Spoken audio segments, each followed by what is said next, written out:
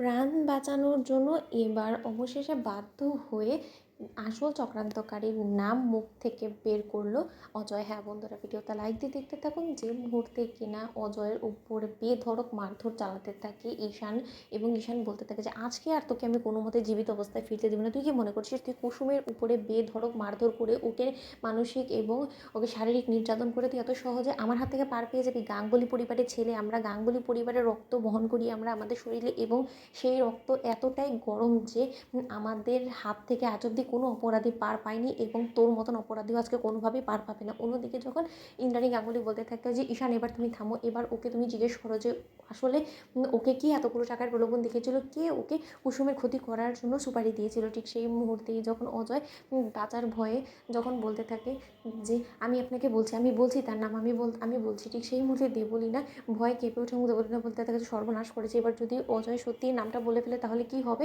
অন্যদিকে যখন অবশেষে অজয়ের কাছে তেড়ে গিয়ে যখন দেবলীনা অজয়কে সপাটে চড় মেরে বলতে থাকে যে একটা নারীর শ্লীলতাহানি করার চেষ্টা করার বিনিময়ে তোদের মতন অপরাধীদেরকে তো রীতিমতো পুলিশের হাতে তুলে দেওয়া দরকার। আন্টি এক্ষুনি তুমি পুলিশকে কল করো এবং এক্ষুনি ওকে পুলিশের হাতে তুমি তুলে দাও। একমাত্র পুলিশই আছে যে কিনা ওকে আসল ওর শাস্তিটুকু দিতে পারবে, ওর যোগ্য শাস্তি একমাত্র জেল। অন্যদিকে এই কথা বলা মাত্রই যখন ইন্দ্রাণী গাঙ্গুলি বলতে থাকে যে হ্যাঁ তুমি একদম ঠিক কথা বলেছো দেবলীনা, এক্ষুনি আমি পুলিশকে কল করছি। অন্যদিকে যখন পুলিশকে কল করা মাত্র যখন সেখানে পুলিশ চলে আসে, ঠিক সেই মুহূর্তে পুলিশ বলতে থাকে যে একদম ঈশানবাবু আয়ুষবাবু আপনারা আইন হাতে তুলে নেবেন না, আইনের উপর ভরসা রাখুন, আমরা ওর ব্যবস্থা করছি, ওর যোগ্য শাস্তি অবশ্যই ও পাবে। অন্যদিকে যখন অজয় বলতে থাকে যে ম্যাডাম আপনি কিন্তু কাজটা ভালো করলেন, আমাকে পুলিশের হাতে তুলে দিই। অন্যদিকে দেবলীনা বলতে থাকে যে তোমাকে পুলিশের হাতে তুলে দিয়ে রীতিমতো তোমার প্রাণে তুমি বেঁচে গেলে তুমি মনে করো, এবং তুমি একদম টেনশন করো না, তুমি শুধু তোমার মুখটা বন্ধ রেখো, তোমাকে আমি ঠিক সময়ের মতন জেল থেকে ছাড়ানোর ব্যবস্থা করে দেবো। তারপরে তুমি এই শহর থেকে অনেকটা দূরে চলে যাবে, যেখানে কিনা পুলিশ থেকে শুরু করে গাঙ্গুলি পরিবারে কেউ তোমার নাগাল না পাবে।